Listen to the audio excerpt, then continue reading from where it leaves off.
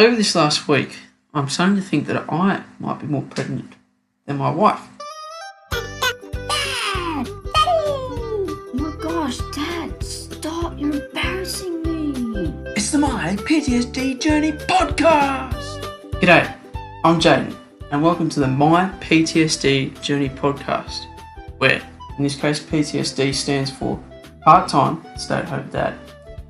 Let's kick things off with what any good podcast should start off with, and that's a dad joke. Dad, I'm tired. I'm tired. I'm dead.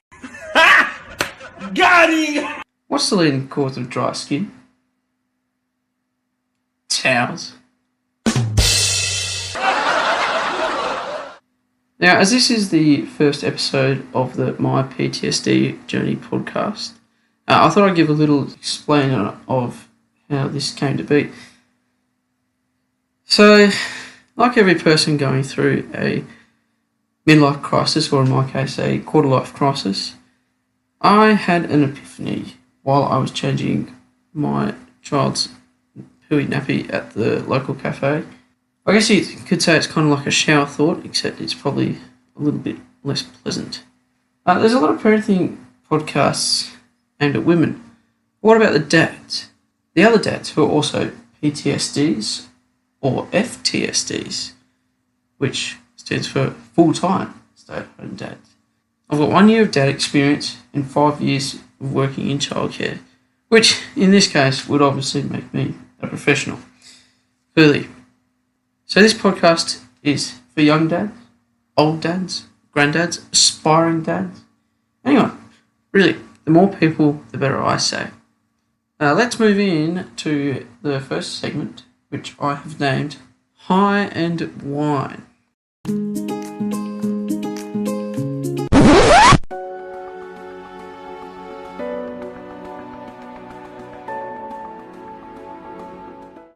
This segment is basically me trying to find a positive from my week, but also kind of a bit of a yin-yang, I guess. So my high for this week was taking my 1-year-old to the Learn and Ride place that's near our house. He's got one of those little trikes that's I feel like every Australian kid had one of these, the yellow frame and the blue wheels. He absolutely loves this thing at the moment. The only other thing he probably almost loves more than that bike is ceiling fans. I don't get what it is with kids and ceiling fans. I mean, it's fascinating, or I guess you could say it's fascinating. My one this week was actually, I've got two. Am I allowed to have two? Absolutely, I can have two. Why not? My first one is on Tuesday. My son decided to be difficult about having his afternoon nap. And he didn't have his afternoon nap until 5 p.m, which is when my wife put him down for a quick nap, which then, unfortunately for both of us, resulted in a rough night of sleeping. Apparently there's some sort of scientific proof that if a baby doesn't get much sleep during the day, then it doesn't sleep well at night. There you go.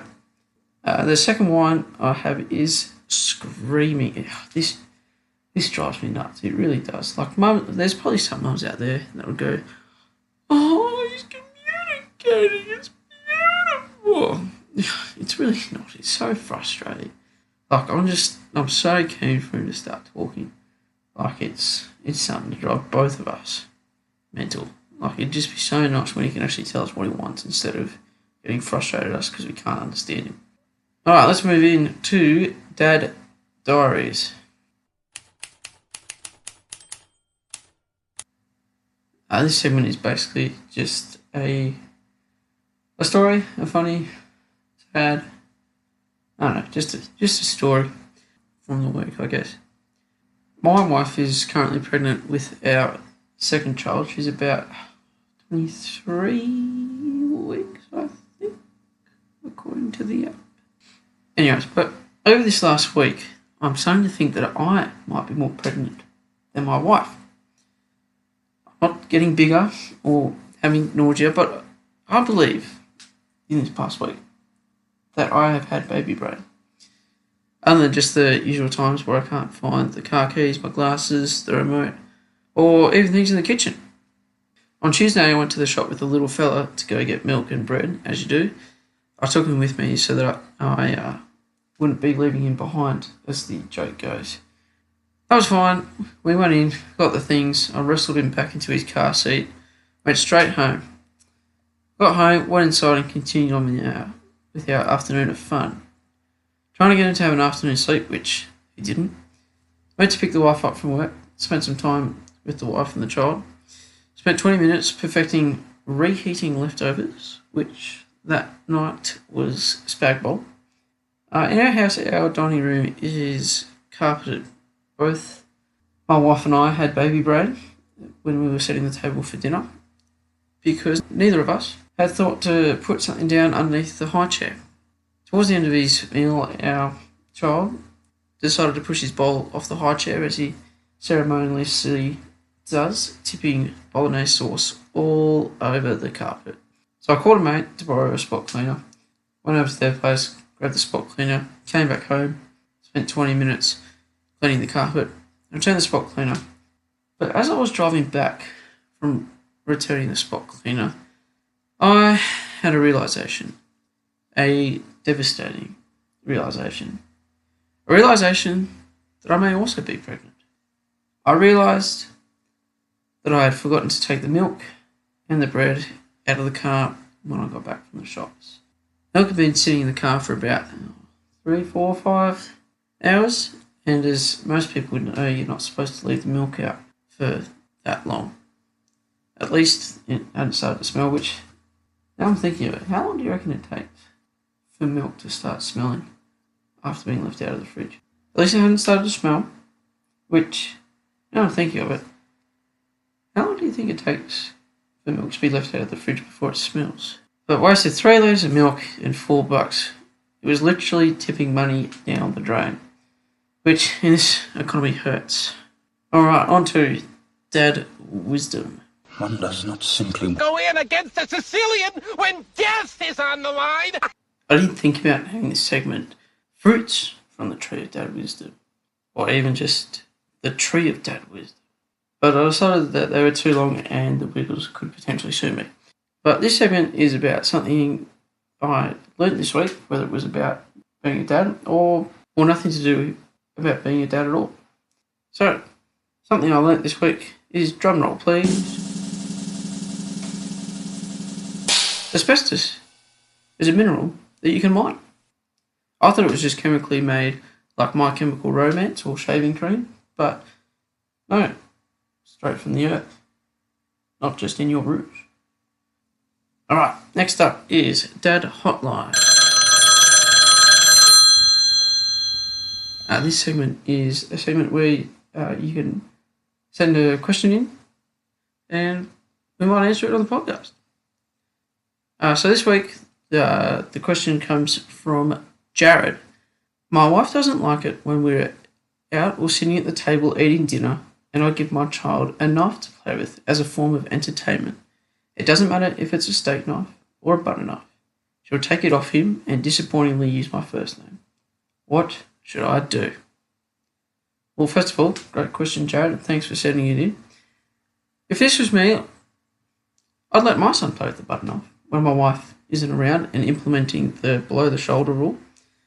I would start with the butter knife, let him practice with the butter knife, build his confidence up and his skills, and then when I think he's ready, I'll move him on to the steak knife, and then practice with the steak knife, and then heck, when he's ready, why not a chainsaw? I'm joking. Hope that helps. Last but not least, it's the closing rant.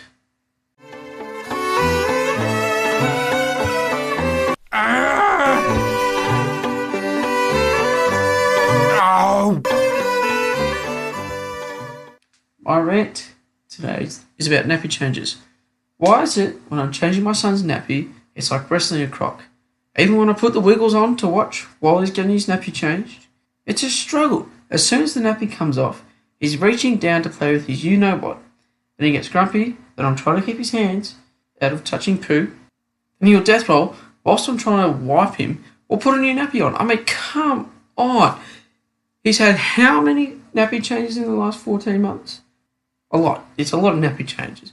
But he should know by now. He should know. He should know that we're trying to help him. I mean, it's ridiculous. He's learned how to use my bank card to pay for things in like a month. But yet in 14 months of nappy changes, he hasn't learned that if he lies still, it gets done quicker so he can get back to crawling around doing whatever babies do. It's so frustrating. It shouldn't take two people to change a nappy. Which, when I'm by myself during the day, it's a very, very daunting process, and I'm over it. And then we'll probably end up having to go through the same stuff with baby number 2. But if you've got any tips, please send them through. Thank you so much for tuning into this first episode of the My PTSD Journey Podcast. Hope you've enjoyed your time and had a little bit of a laugh.